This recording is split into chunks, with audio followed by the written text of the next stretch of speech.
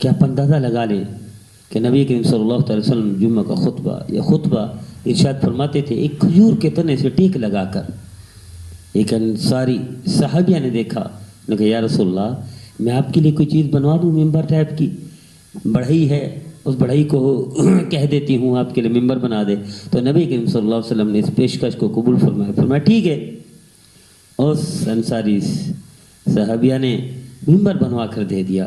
جس دن نبی کریم صلی اللہ علیہ وسلم ممبر پر تشریف فرما ہوئے تو جس کھجور کے تنے کے ساتھ ٹیک لگا کر سرکار دو عالم صلی اللہ علیہ وسلم خطبہ دیا کرتے تھے, وہ چیخ پڑا اونٹنی کی طرح, رویا, پھٹ پڑا کہ وہ جدائی برداشت نہیں کر سکا نبی کریم صلی اللہ علیہ وسلم کی, وہ محبت میں پھٹ پڑا. یہاں تک کہ نبی کریم صلی اللہ علیہ وسلم خطبہ سے تشریف فرما ہوا نیچے اور اس کھجور کے تنے کو گلے لگایا, اسے تسلی دی, اس سے پیار کیا.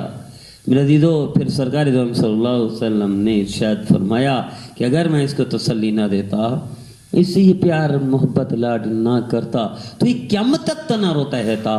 میرا عزیزو, یہ دکھ کی بات ہے کہ ایک تنا نبی کریم صلی اللہ علیہ وسلم کے اتنا احترام حیا کرتا ہے, جدائی برداشت نہیں کرتا اور سرکار دو عالم صلی اللہ علیہ وسلم سے اتنی محبت کرتا ہے.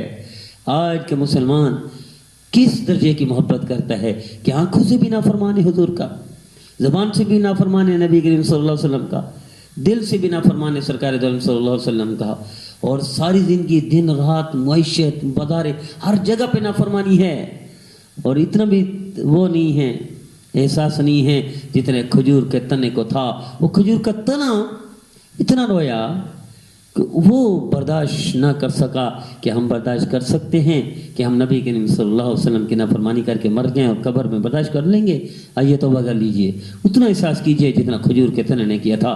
فرمایا قیامت تک روتا رہتا, ہم قیامت تک نہیں رو سکتے تو اتنا تو احساس کریں کہ نبی کریم صلی اللہ علیہ وسلم کی نافرمانی کو چھوڑ دیں ہر زاویے سے. آئیے توبہ کیجئے اور اس کی تربیت کیجئے, بچوں کی گیدرنگ کی, کمپنی کی, دوستوں کی, معاشرے کی, کہ نبی کریم صلی اللہ علیہ وسلم کی نافرمانی سستی نہیں ہے, مہنگی پڑتی ہے. آج امت پر اس لیے ہر طرف سے آفتیں ہیں, مصیبتیں ہیں, کیونکہ نبی کریم صلی اللہ علیہ وسلم کی ہر سنت کو امت نے چھوڑا ہے. تو کیسے سکون ملے گا؟ آئیے توبہ کر لیجئے, اتنا احساس کر لیجئے کہ جتنا تنے نے کیا تھا.